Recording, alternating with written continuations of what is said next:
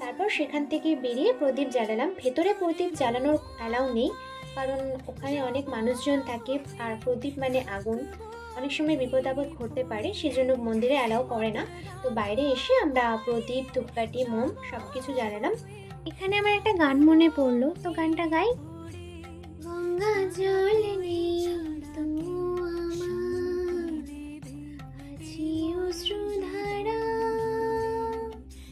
চরণ যুগল ধুইয়ে দেব, আয়না মাগো তারা। এই তো সেখানে আমাদের প্রদীপ জ্বালানো হয়ে গেল। এরপর আমরা সেই মন্দির থেকে বেরিয়ে পড়লাম। আর এই হচ্ছে সেই মন্দির, মায়ের স্থান। তো আমাদের মন্দিরের পাশেই এই ক্লাবটা পড়ে, তাই মাকে বললাম চলো প্যান্ডেলটা দেখে আসি। আর এখানে তৈরি করেছিল মায়াপুরের ঘণ্টা, সুন্দরই বানিয়েছিল, ভীষণই সুন্দর বানিয়েছে। আর এইখানকার যে প্রতিমাটা